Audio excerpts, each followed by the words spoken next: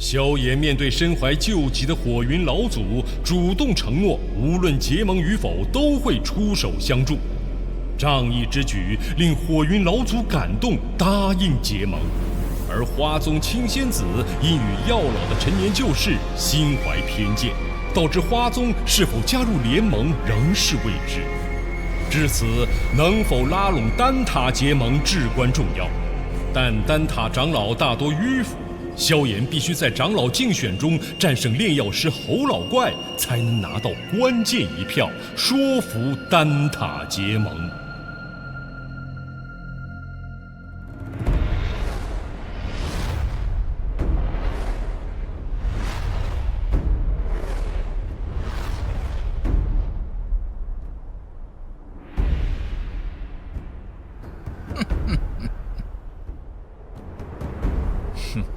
他还真敢和侯老怪比呀！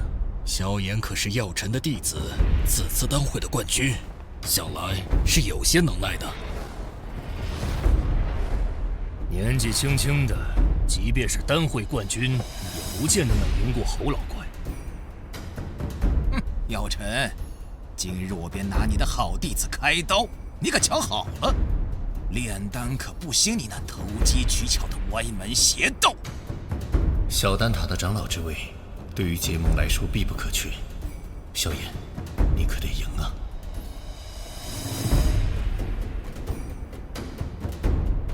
比赛规则我也不再赘述。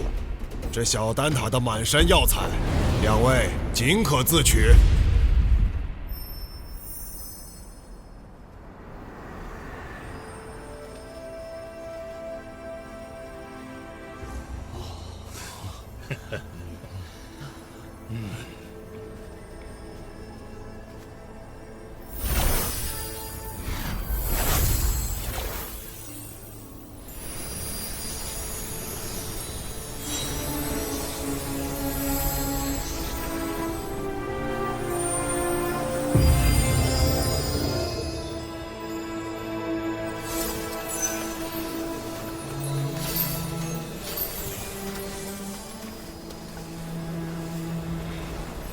如此海量的药材贮藏，小丹塔简直就是另一方丹界。哼哼，没见过世面的小辈。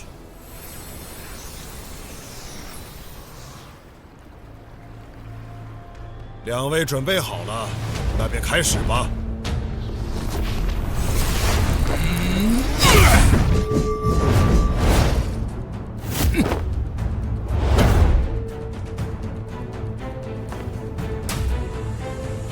这么多年了，还是你这老家伙靠谱啊！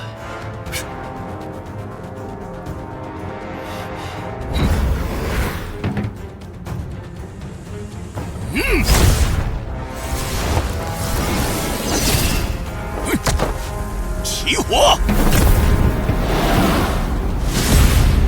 小辈，好好学着点儿。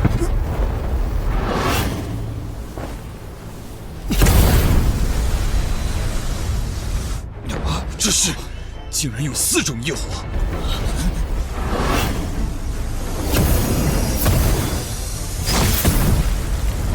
竟然还能融合！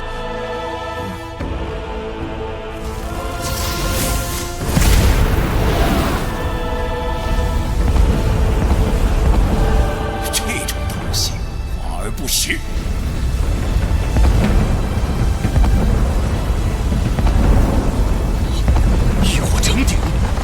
好强的控火之力！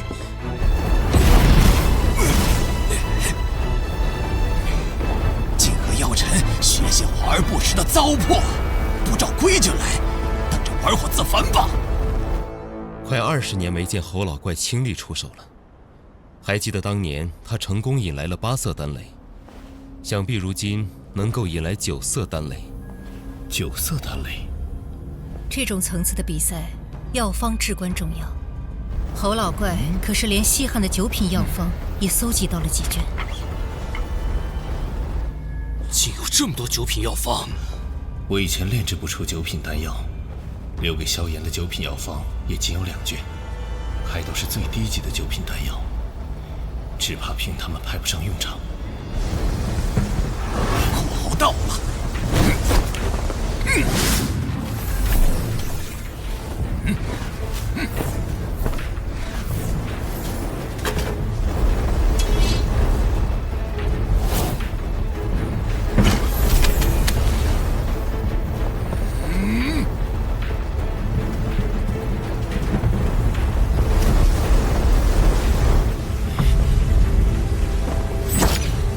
菩提子，萧炎是打算炼制菩提丹。就算将菩提丹炼到最高层，也难以取胜。萧炎这是……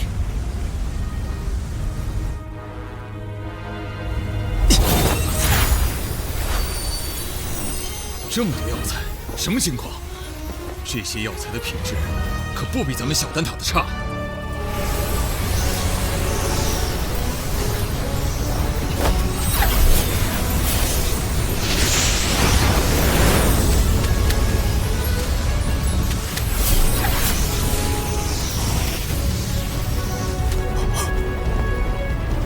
这药材早已超过了炼菩提丹的数量，难道他不准备炼菩提丹？可这大多数药材和所炼菩提丹的效用相仿吧？他应该有他的想法。萧炎炼制的药材并非我那2卷药方中的任意一种，希望是找到了其他药方，别是在胡来。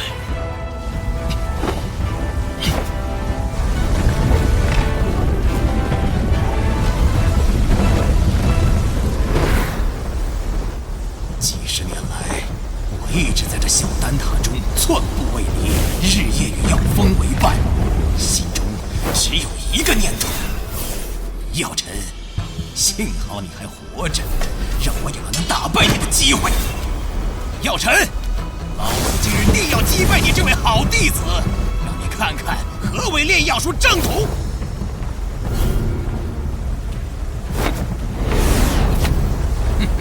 细节才是决定炼药成败的关键。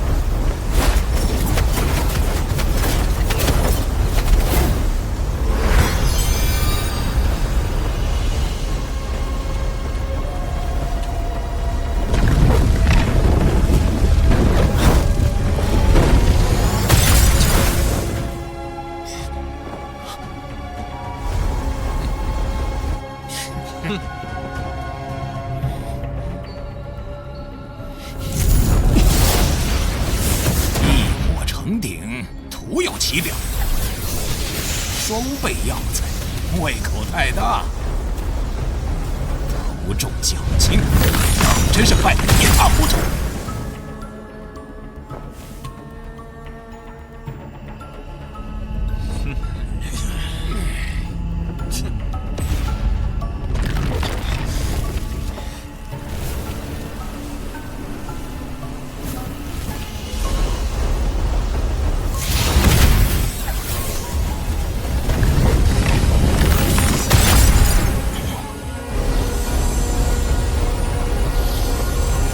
侯老怪应该能在3天内成功凝丹。若我没看错，他这次炼制的是研磨清玄丹，一旦炼制成功，定会引来9色丹雷。他这些年的炼药术提升了不少。萧炎倒是气定神闲，用双倍之多的药材炼药，这并非易事。这些天几次失手，估计现在才逐渐掌握平衡药力的法门。可哪怕投入的药材再多，菩提丹也无法突破至9品。他这……萧炎到底在干什么？怎么感受不到一点丹药波动？小辈故弄玄虚而已，可能是不想输得太难看。看来这次侯青获胜的几率很大。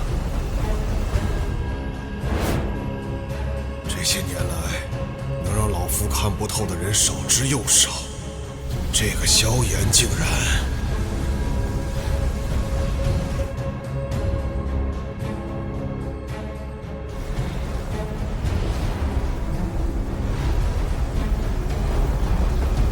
就是现在！什么药方晦涩难懂，什么灵魂炼药不够，通通都是借口，是要老夫夫出手，就没有炼不成的丹。想当初，自打药城凭外力强行提升丹药品质，夺去了丹会冠军，丹塔成员们一个两个纷纷效仿，试图走捷径。炼药术的博大精深，岂是你们能用捷径推翻的？药方乃炼药之本，其明确的药材破候，一旦确认便不能更改。越是还原药方，便越能体会其中美妙。此按部就班所成之丹，才为好丹。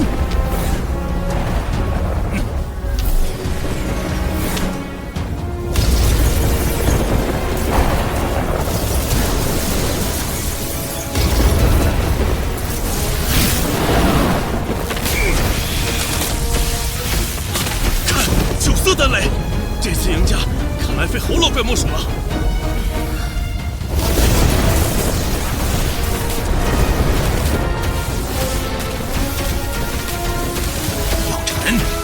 这一次是老夫胜了。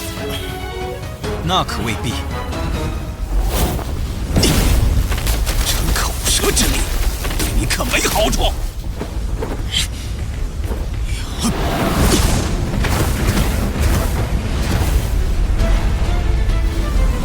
每株药材各有特性，唯有将之加以分类，仔细炼化，方能提炼出最为极致的药理，炼出品质最佳的丹药。这小子还真是有点不一样。故弄玄虚。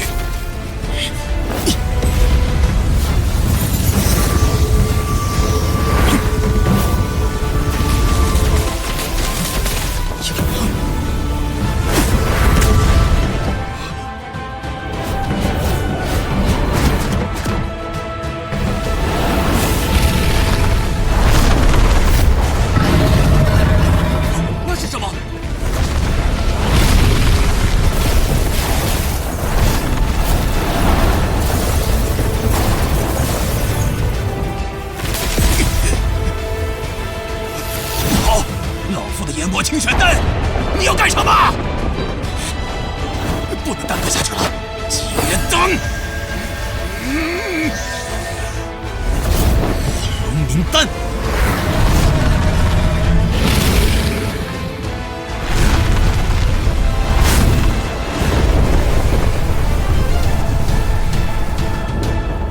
以火凝物，丹藏于物，竟是凝物运丹之法。药老头，这也是你教他的？凝物运丹对控火能力及灵魂力量极为苛刻，即便是我，炼丹时也不敢使用这等手法。萧炎，他是无师自通。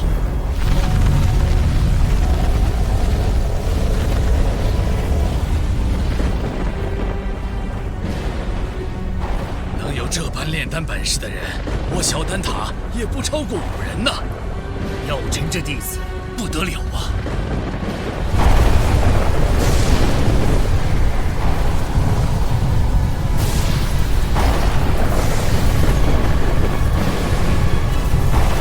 竟然是黑魔雷，倒是多年未曾看见了。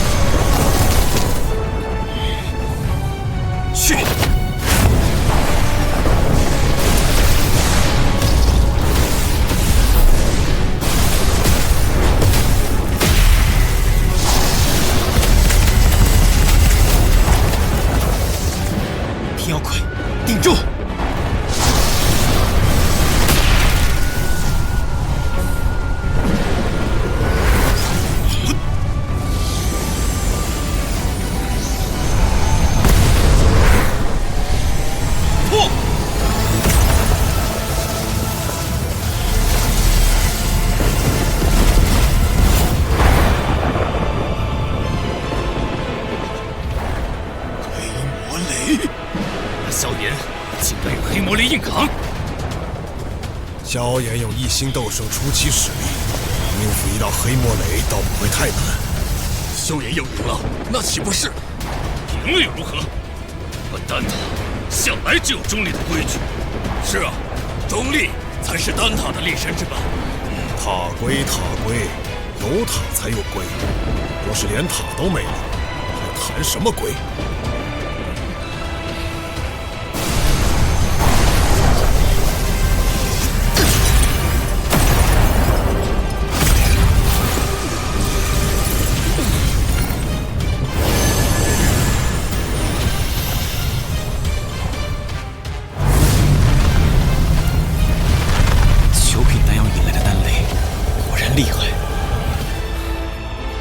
那等恐怖的能量风暴都未伤他分毫，不愧是斗圣强者。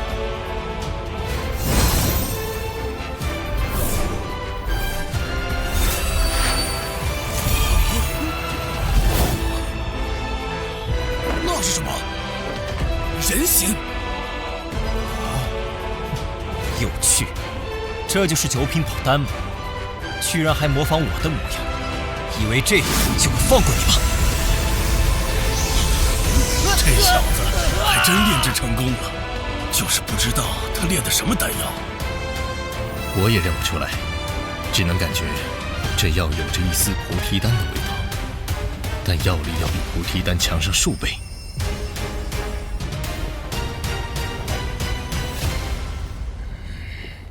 两位，请各自报一下所炼丹药吧。研磨清玄丹，9色丹雷8品丹药。若是火属性斗气的人吞服，将促使斗气变异，从而增幅战力。菩提大还丹，9品宝丹，在突破半圣的成功率上增加了2倍。2倍？怎么可能？我从没听说过这种药方。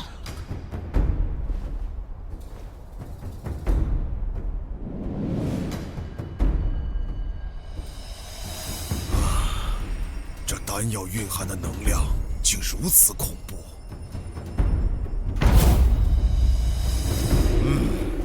确如萧炎所言，这菩提大还丹的功效远胜于研磨清玄丹。我宣布，本场选拔的胜者是萧炎。谢林大长老。从今日起，你便是小丹塔的长老了。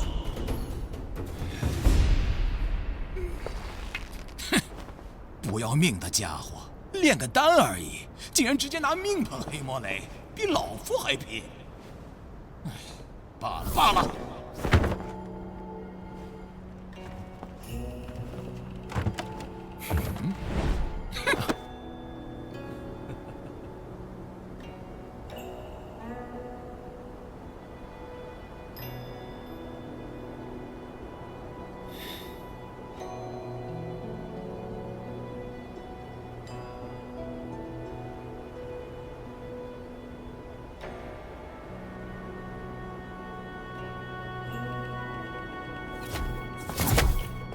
老师，您和侯老怪说了什么？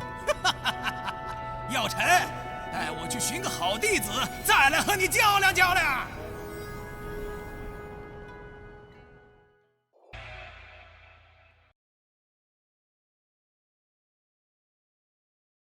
为了与丹塔结盟，萧炎与侯老怪进行了一场炼丹的比试。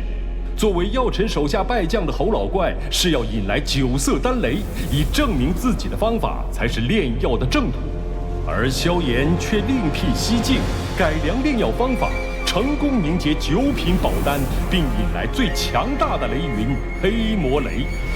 在只身硬扛下黑魔雷的攻击后，萧炎获得了长老之位。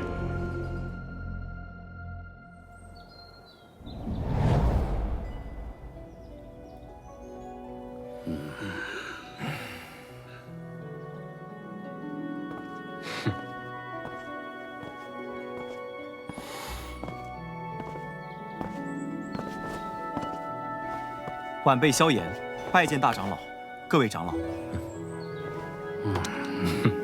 欢迎萧炎成为小丹塔长老，二位落座吧。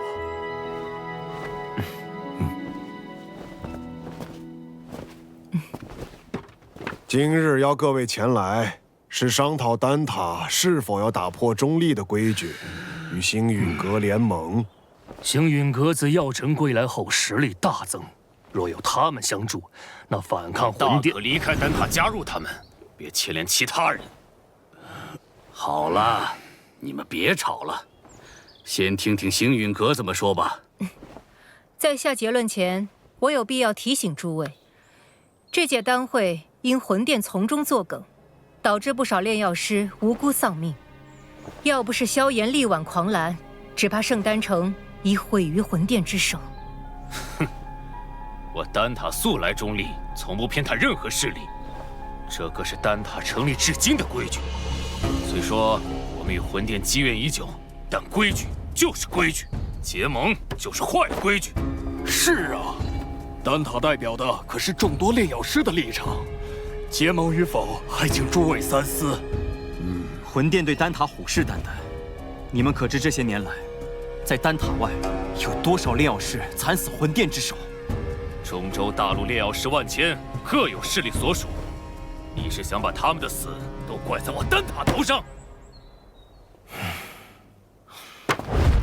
丹塔作为炼药师心中圣地，本就有维护他们安全的义务。长老这番寒心话语若传出去，让那些视丹塔为圣地的炼药师作何感想？萧炎萧友，话倒也不必说得如此绝对。丹塔这数百年，同样也靠中立规矩庇护了不少炼药师。那些没有得到庇护的呢？起初他们或许会忍耐，但日子久了，自然会发现丹塔不能给予他们任何庇护。到那时，谁还会将丹塔当作不可侵犯的圣地？一旦丹塔在炼药师心中失去了圣地的地位，那试问，丹塔与其他寻常势力又有何不同？一派胡言！诸位冷静。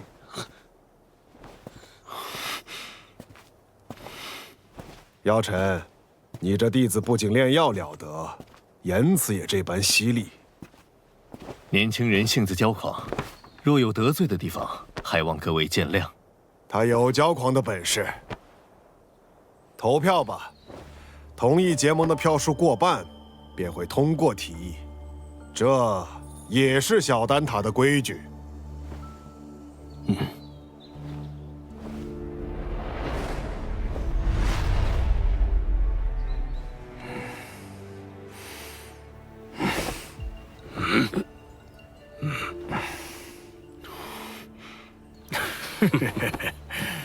我同意。魂殿搜集灵魂的速度越来越快，导致炼药师人心惶惶。要不是担心开战损失太大，我早就想出手了。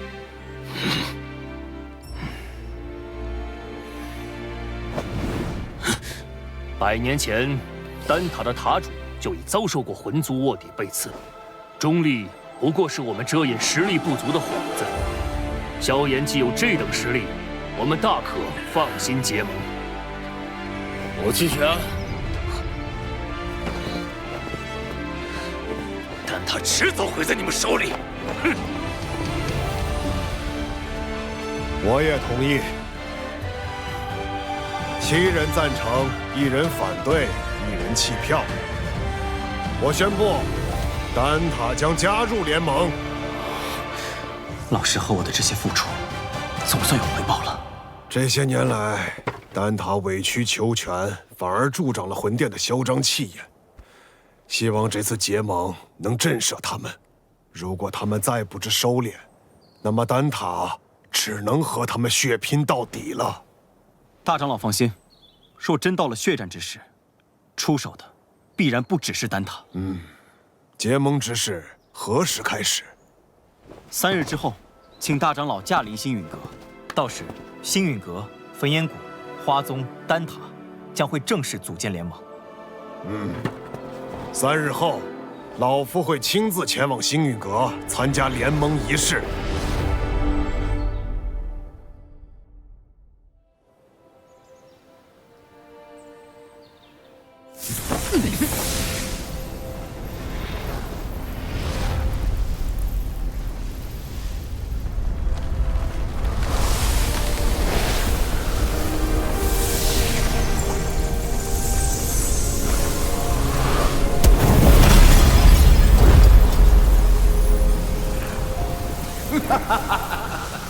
这便是星运阁吗？倒有些大宗派气势，比我想象的好。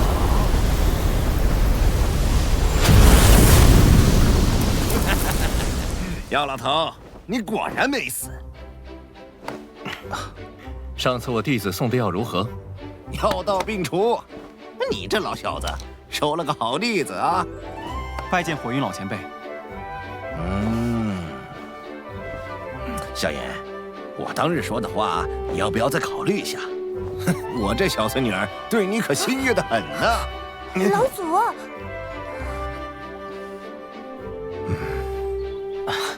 前辈说笑了。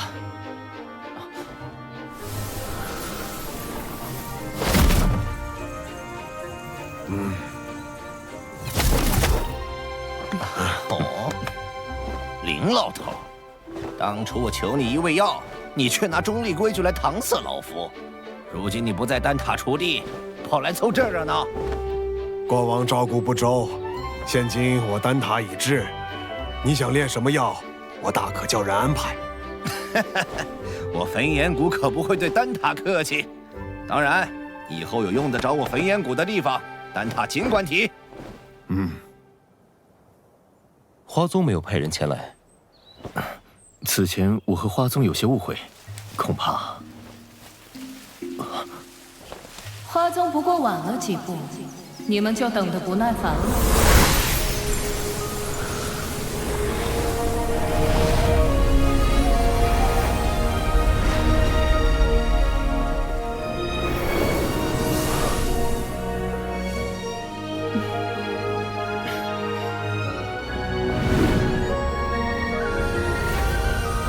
青仙子，大人有大量，还是药尘面子大，竟连青仙子也请动了。我可不是为他药尘而来，魂殿欺我花宗势单力薄，我也当以牙还牙。谁知道你到底为谁而来？哟，这不是玄一吗？你招待可真周全，一个都不落下。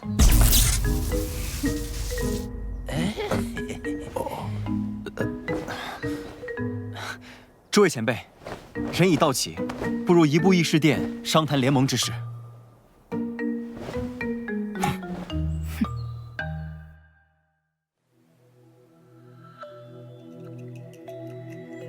承蒙各位赏脸，亲临我星陨阁，共议联盟之事。丑话说在前头，大家都各据一方，我行我素惯了，突然结盟，别闹得面儿服心不服。联盟并无高低上下之分，各方平等，大家都无权插手对方宗门之事。这些年，魂殿对我们多次出手，使得丹塔折损众多炼药师，花宗遭天明宗压制，火云老祖身陷救急，隐居山林，而我星陨阁也险些被魂殿撺掇的冥河盟摧毁。此番联盟，只是想让我们几方势力能够达成攻守同盟。一方有难，各方支援。句句在理，我服气。焚炎谷自当加入联盟。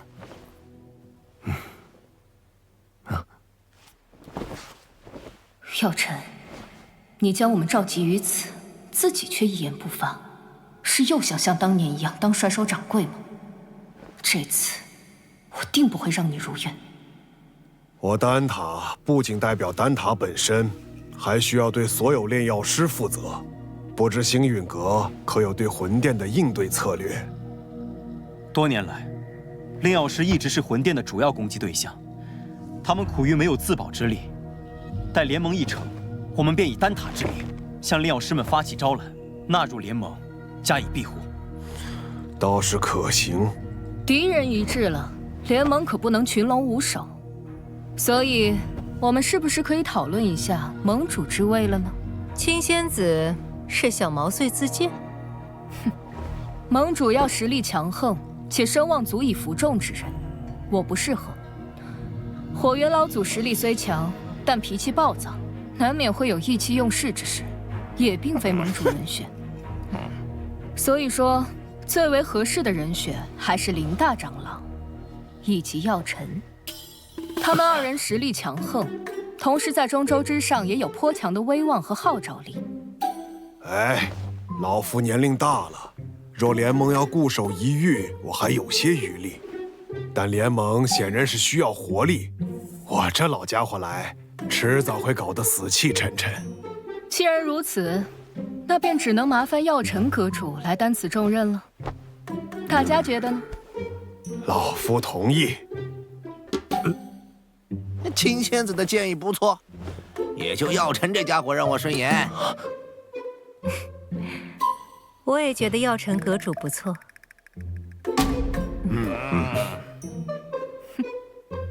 药尘阁主怕是推脱不掉了，还望好好担起这份责任。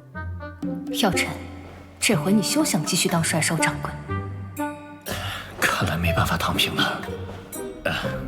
承蒙各位信赖，这盟主之位我便暂时管着，等后面有更合适的人选，我再交出来。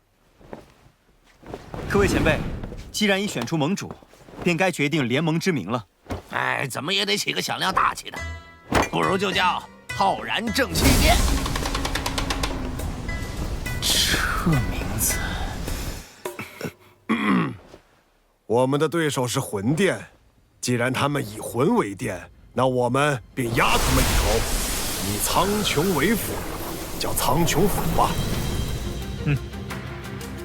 所谓苍穹为天，人、法、天、地，我们的联盟便称为天府，如何？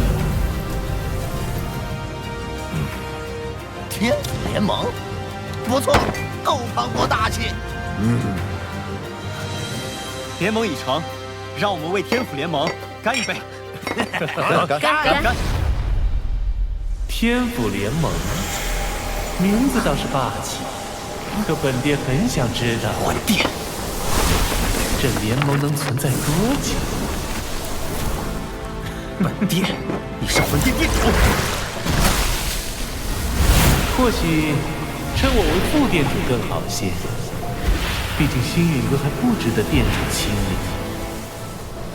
看来这位副殿主胆识不够，只敢遣了虚影前来。对付你们，虚影足矣。难道你们以为所谓的天府联盟能威胁到我魂殿？你大费周章来此，就为了说废话？嘘，本殿此番前来，是为了你手中的驼蛇骨地狱。父亲，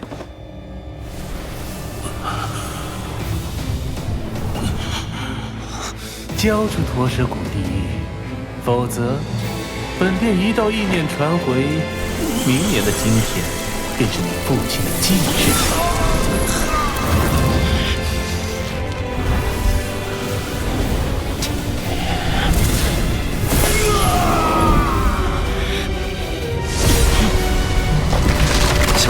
冷静，古玉交给你们，只怕我父亲死得更快。想要古玉，就将我父亲带到我面前来，否则任何威胁，我都不会理会。为了古玉，你连你父亲的命都不要了？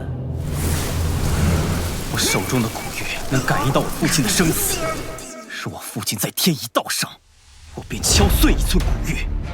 父亲若殒命，我便让古玉粉身碎骨。好个心狠手辣的小子，这些手段竟对你没用。若是本体不敢现身的话，那便滚吧！你们别以为组建了联盟就能与我魂殿抗衡。丹塔、花宗、焚炎谷，就等着宗毁人亡吧！魂殿与魂族的杂碎，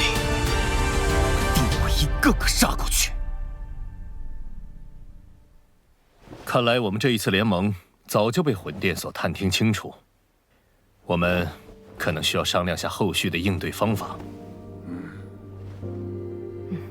能够让他们有几分忌惮，证明联盟是件好事。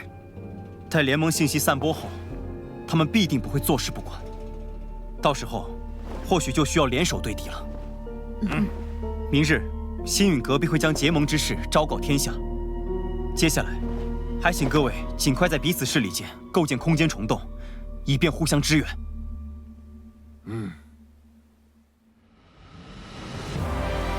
星陨阁、丹塔、花宗、焚炎谷4大势力宣称组建天府联盟的消息，令整个中州为之沸腾。为凝聚众人共抗魂殿，盟主药老亲力亲为，向世人宣告联盟理念。伴随着联盟声势渐长，中州大小势力或是寻求庇护，或是共抗魂殿，纷纷加盟。在众人齐心协力、井然有序的运作下，天府联盟初具规模。除了情报堂传回发现2座魂殿分殿的消息外，他们依旧没有动静。焚炎谷那边倒是多次提过，想带队去将他们连根拔起。一旦开战，必将鱼死网破。如今时机尚未成熟，我们还需要耐心等待。若我预料不错，他们应该在等待9个月后的净莲妖火出世。净莲妖火出世，势必会吸引不少大陆顶尖强者参与争夺。我这1星斗圣势力，只怕还不够。听说薰儿那丫头在离开莽荒古域后便开始闭关，她有神品血脉加持，估计出关后便能达到斗圣。若有她相助，也是一大助力。美杜莎身为7彩吞天蟒，只要有足够的能量，便能进入半圣，到时对你的帮助也不小。可我晋级所需能量极其恐怖，能满足条件的宝地少之又少。我倒是知道一处地方，此地说不定能助你进化，摇身蜕变为媲美远古天蛇存在的9彩吞天蟒。何地？九幽地冥蟒族的九幽黄泉。你要收服净莲妖火，这个地方你也必须去一趟。我也必须去。据古籍记载，净莲妖火1000年一出世，却至今无人能将其降服。可见你所要面对的，不只是大陆顶尖强者，还有净莲妖火本身。这是我花大代价弄来的一卷9品药方，名为9阴黄泉丹。丹内所蕴含的极阴之力，能削弱妖火，从而增加你的降服成功率。要炼制这9阴黄泉丹，缺不了黄泉血晶，而它仅存于9幽黄泉之中。趁魂殿有所动作前，我们抓紧时间，明日便动身。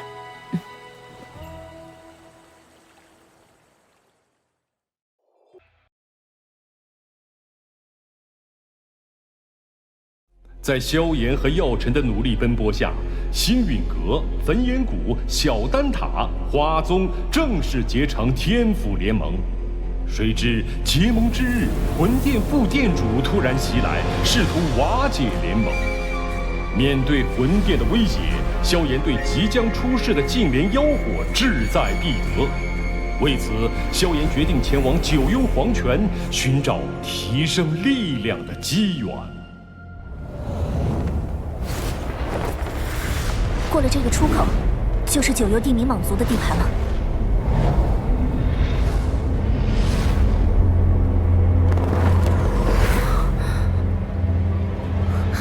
没想到地底还有这样的景象。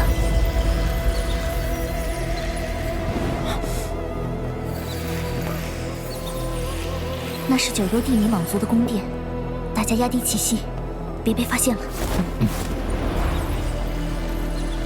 未曾想，此地还有这等规模的蛇人部落。或许我族也是从兽域迁徙出去的。9幽黄泉应该就在前面了，大家跟紧我。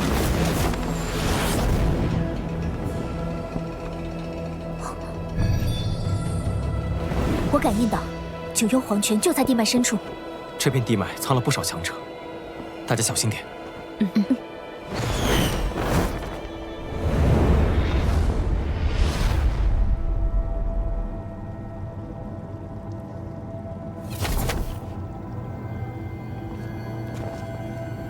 9幽黄泉，好冷冽的阴寒之气。就是因为此地太过阴寒，即便是9幽地冥蟒族的人也无法长期忍受，所以除了特殊情况，他们也不会来这儿。蔡离，我先进黄泉之底取黄泉血晶，等我出来后，你再进黄泉修炼，我来为你护法。你小心些，实在不行便退回来。你们也保护好自己。放心。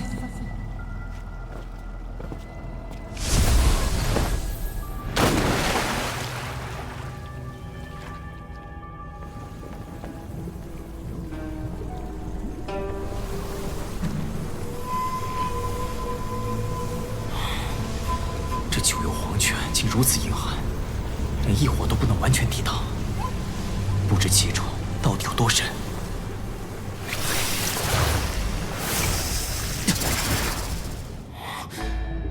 得尽快找到黄泉血井，此地不宜久留。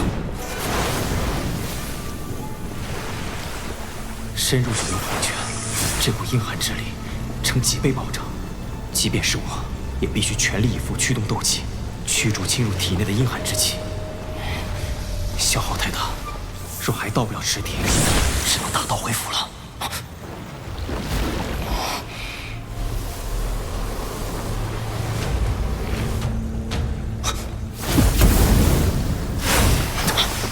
好阴寒的能量，不能和他们纠缠。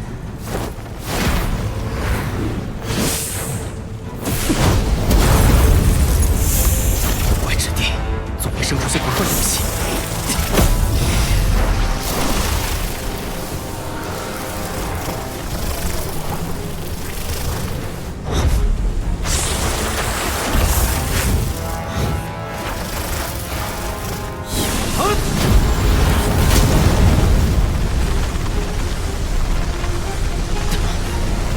怪东西纠缠，否则太消耗斗气。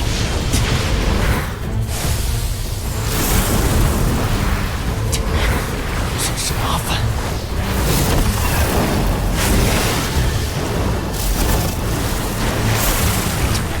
找个地方困住他们。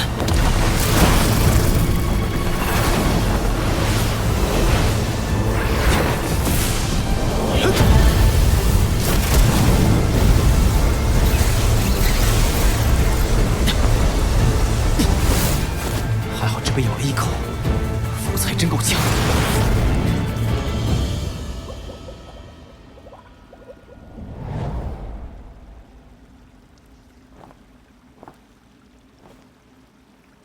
若这泉水真能助我蜕变，进化为九彩吞天蟒，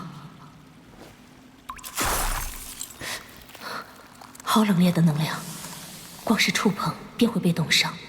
萧炎进去看似轻松，没想到却是顶着如此大的风险。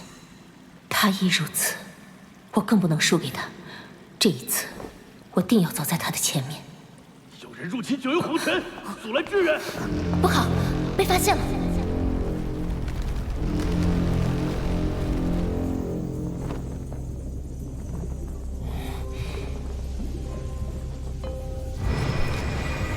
啊，那是……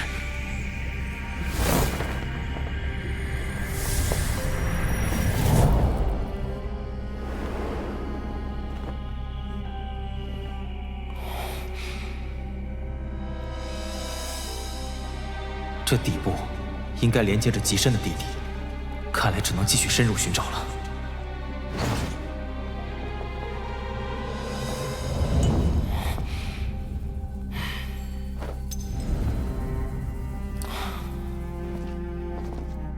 没有黄泉血晶的踪影，难道全被九幽地冥蟒族收走了？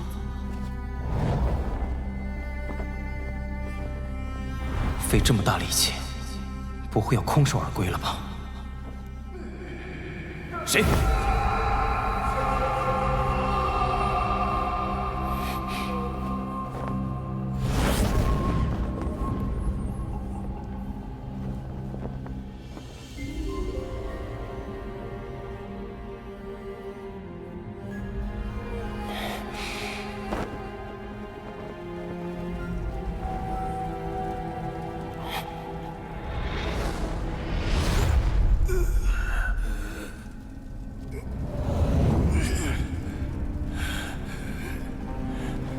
此人好强的气息，至少是3星斗圣，甚至更强，怎会被禁锢在此地？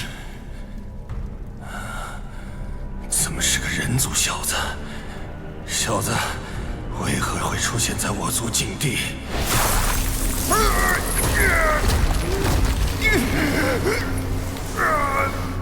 锁链不断释放阴寒能量，消耗此人斗气，让他始终处于虚弱状态，却又不会危及性命，让他只能苟延残喘。禁锢这家伙的人还真狠，简直比杀了他还要多。此行这位黄泉血精而来，还是莫要节外生枝。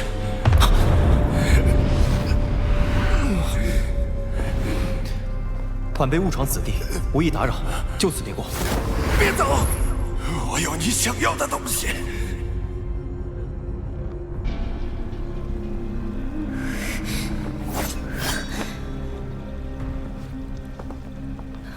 他们应该还会派人过来，我们坚持住，给萧炎争取时间。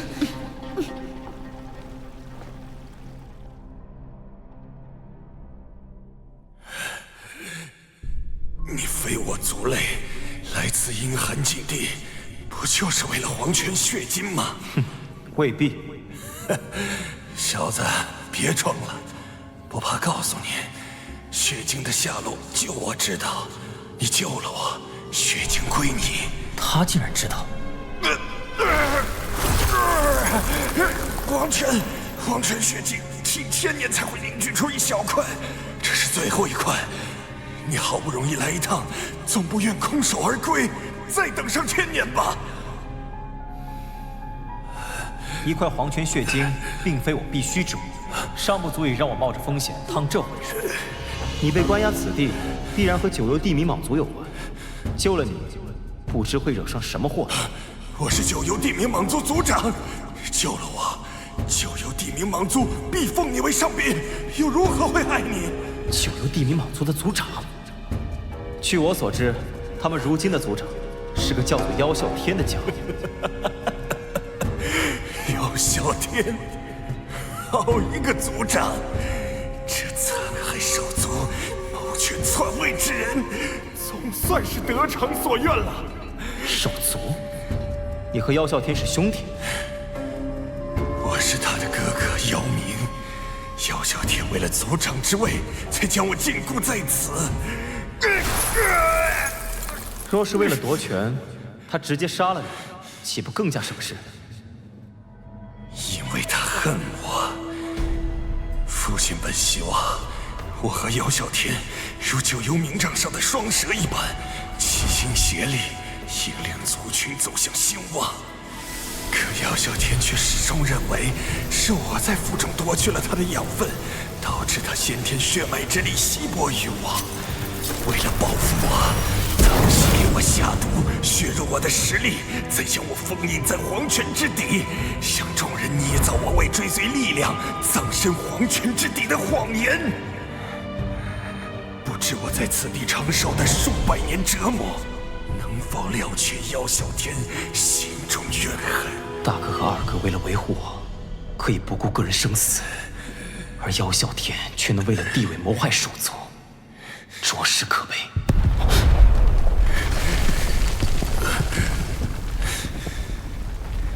小友，听上面的声响，你的行踪怕是已经被发现了。你就算现在出去，妖啸天也不会轻易放过你。他和他的亲信大长老可都是1星斗圣，2名1星斗圣，而且魔兽肉体强悍，实力怕是还要更强。你若救我，凭我如今2星斗圣实力，你我联手必不惧妖啸天。如今妖啸天才是族长，必然能够调动不少长老。到时候你一出现，恐怕下场也好不到哪里去。我有九幽地冥蟒族族长的信物九幽冥杖，其他长老不会对我出手。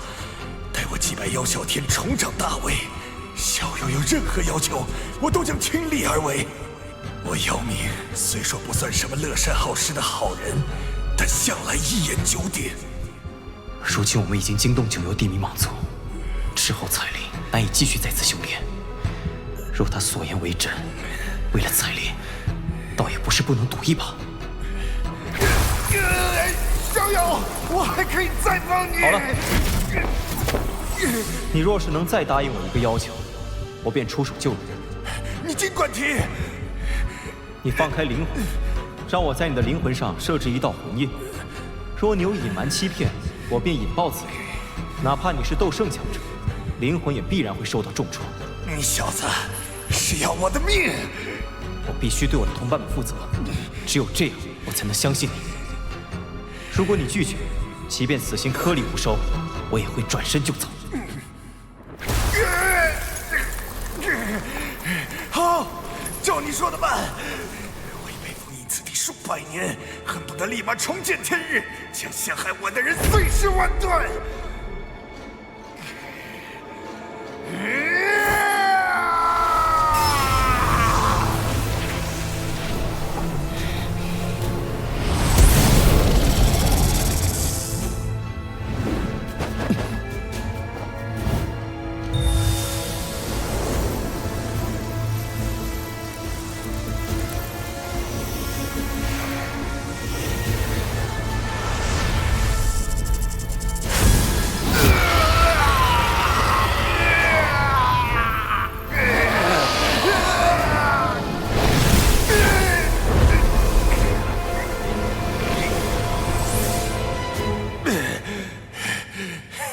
年纪轻轻便有如此强的灵魂之力，我没看错人。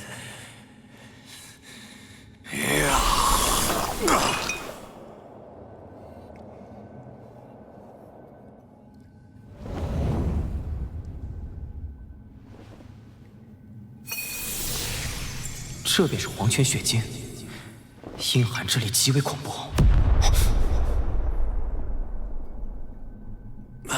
我要怎么救你？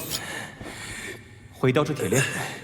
不，困住我的是这铁链尽头的黄泉阴石，是它在释放阴寒之力，消耗我的斗气。在铁链与它的连接处，有着一道精巧机关，只要你能将之击碎或开启，我便能冲破铁链。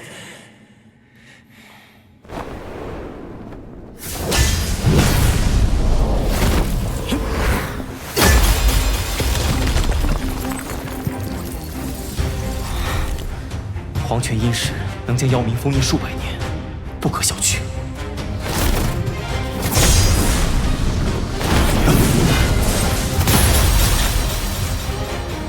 黄泉阴石受阴寒之力淬炼无数年，早已坚不可摧。哪怕我恢复实力，也很难办到。或许你的灵魂之力可以一试。好，我来试试看。不知彩铃他们现在怎么样？抓紧时间吧。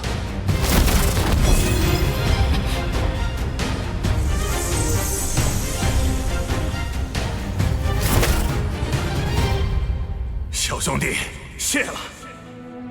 我被折磨了数百年，没能等来姚小天的道歉，却等来个素未谋面的人族小子。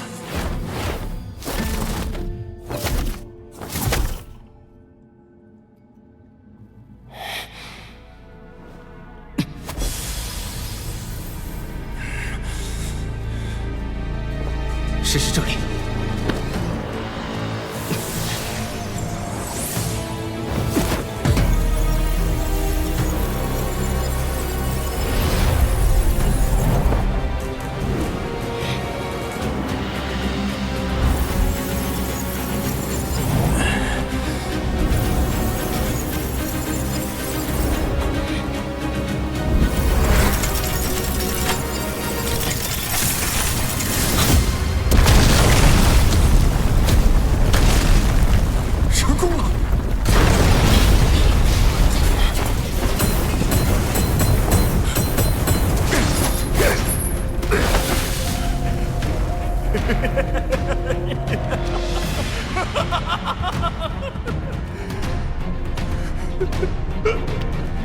我的好弟弟，你给我等着！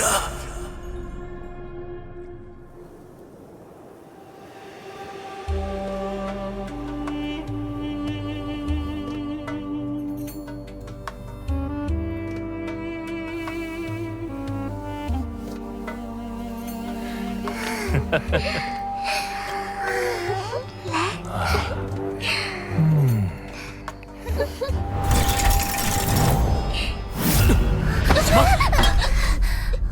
怎么了，族长？为何如此惊慌？封印被破了。先别慌，我手下翻遍了兽域，也没能发现那东西的踪影，刚好过去抓他拷问一番。哼，放心，不会让他有翻身之日的。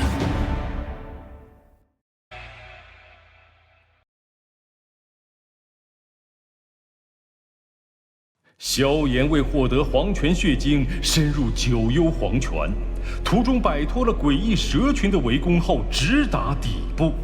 没想到萧炎在此意外结识被胞弟妖啸天迫害，封印了100年的前任九幽地冥蟒族族长妖冥。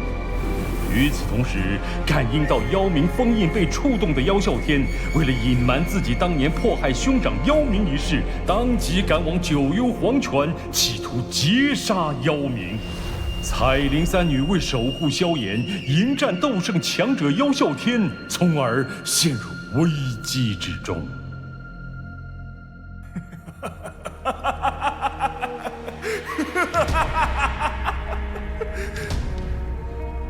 没想到我姚明居然真能熬到这一天。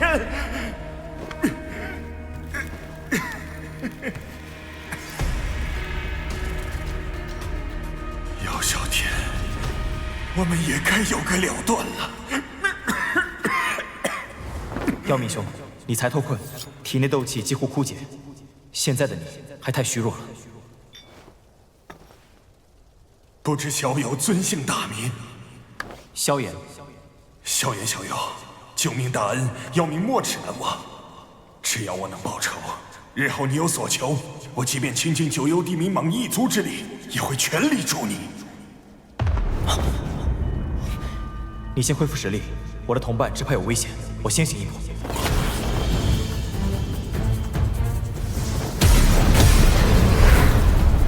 区几名斗尊也敢闯入我族禁地，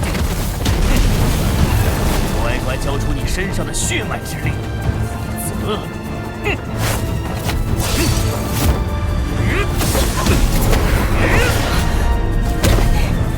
你做梦！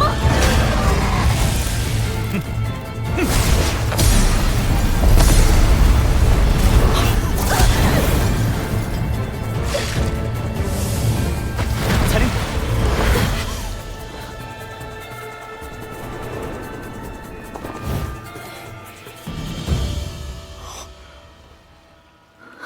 萧炎，你总算回来了。此人打伤了小医仙和青灵，实力极强，至少是斗圣层次，你要小心。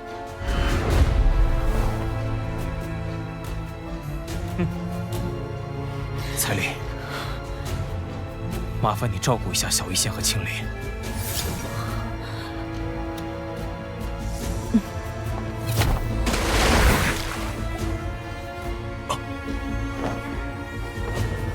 小小，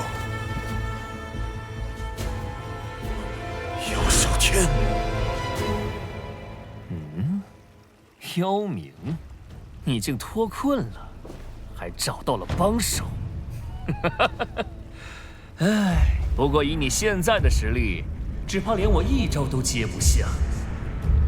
小子，你竟敢插手我族内之事，简直找死！等杀了你，你那几个女人，我就……你。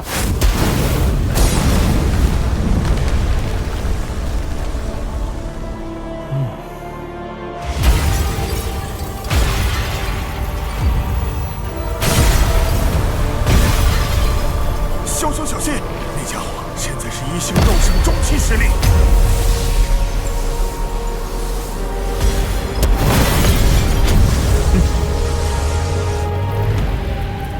不管他是谁，伤了我的人，死！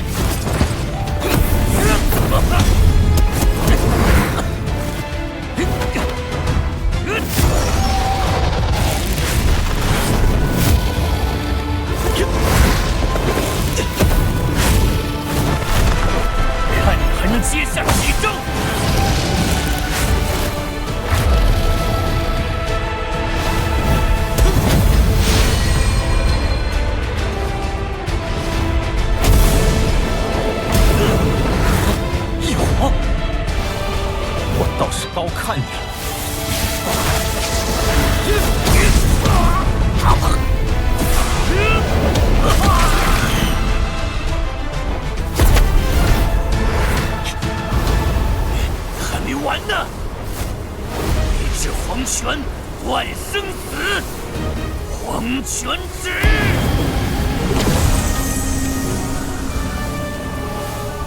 天界动气了。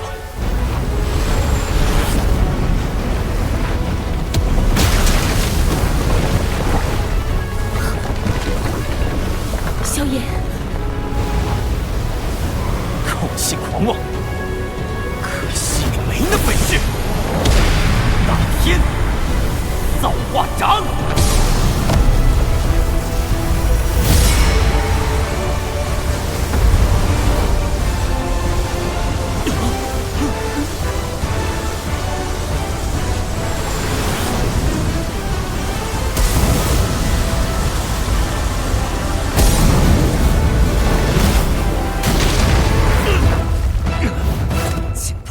黄泉指，不能留他！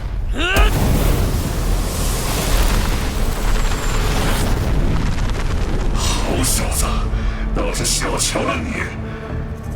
给我尝尝这个！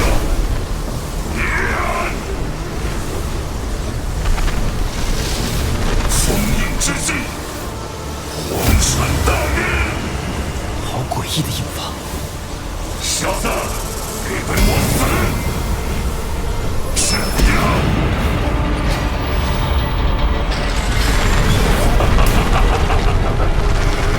借助九幽黄泉阴寒之力速结之念，就算是与我同阶的强者被击中，体内斗气也会在顷刻被封印，更何况你这毛头小子！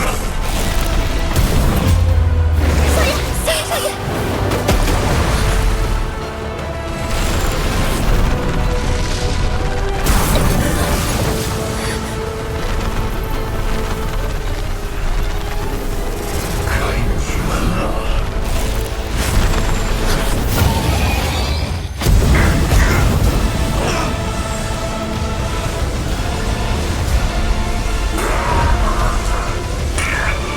想要镇压我，还不够资格！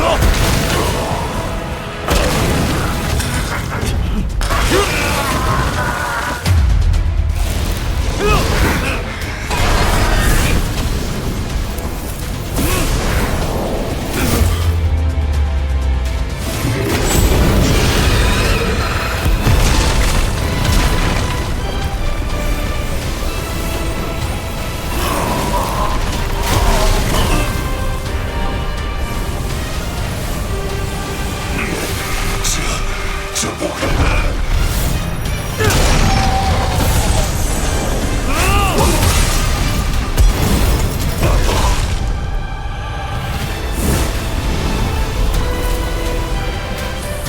报！混账！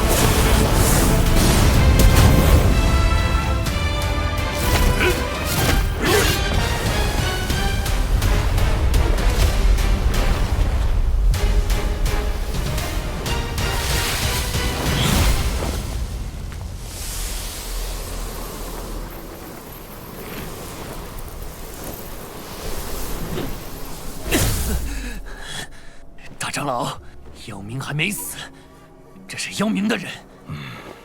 此事有些麻烦，越少人知道越好。明舍卫与各部落首领在峡谷外面待定，有本王的命令，谁也不许靠近。啊！族长，不先杀了这入侵者吗？这里的事，本王亲自来解决。姚小天，你将明舍卫与部落首领赶走，是想再次神不知鬼不觉地将我解决了不成？妖明族长，怎么可能？妖明族长不是修炼走火入魔陨落了吗？该死！安静！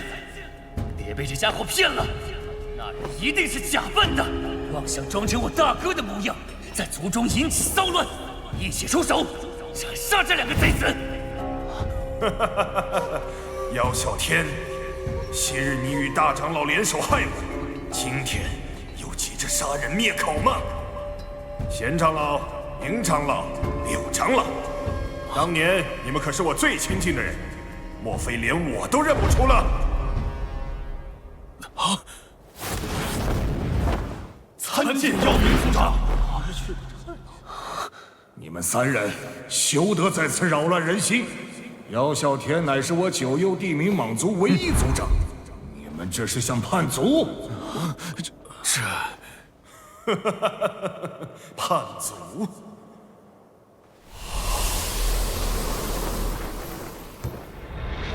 各位，可还识得此物？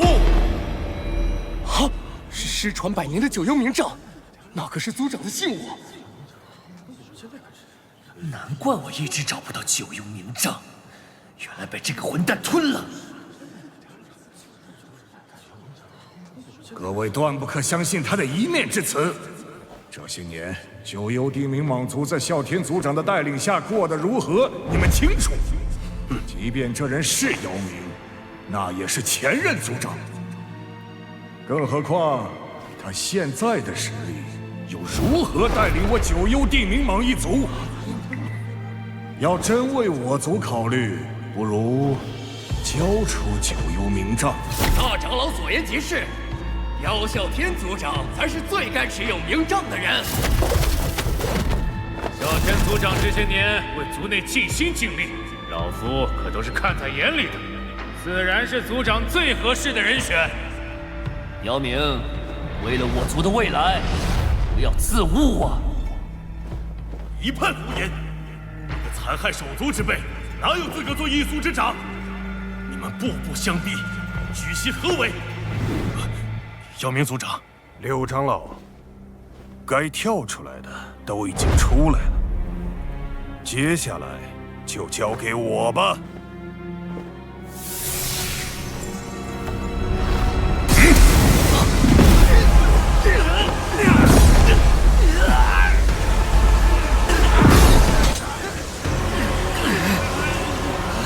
二星斗圣。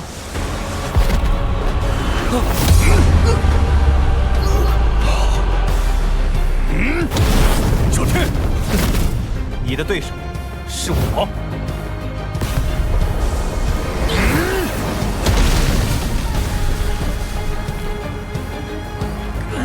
100年前你害我时，可曾想过还有今日？痛吗？这点程度，远不止我所受的千分之一。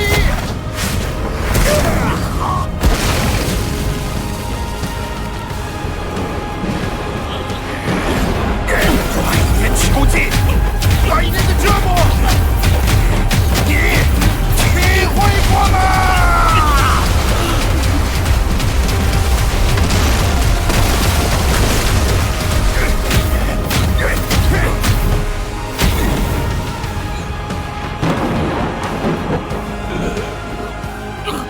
姚啸天，今日便将我这100年所受之苦偿还给你！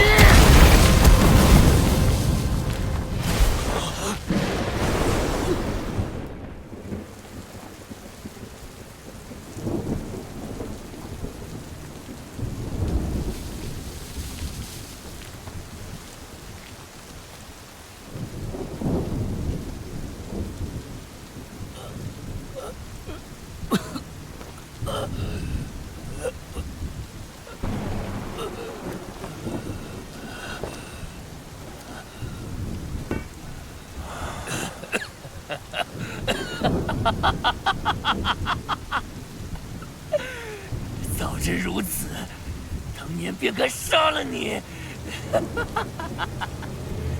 为什么？为什么？还不都是因为你？凭什么？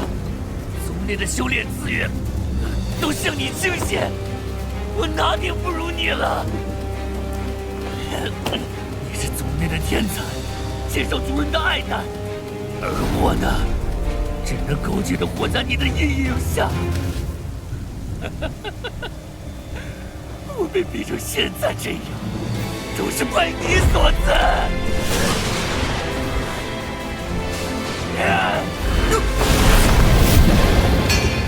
姚啸天，我才是九幽地冥蟒族的王。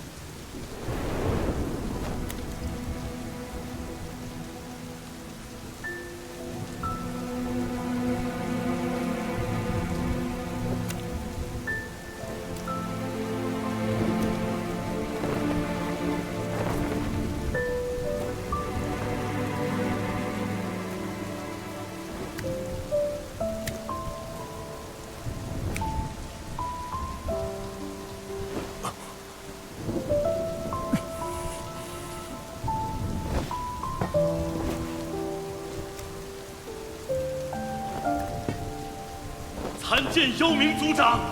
参见妖明族长！参见妖明族长！参见妖明族长！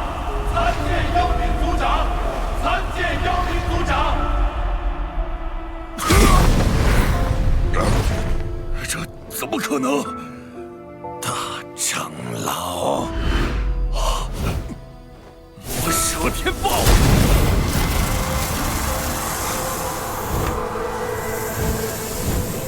狡猾的老家伙，居然抛弃肉身，将魔核藏在这分身中逃走。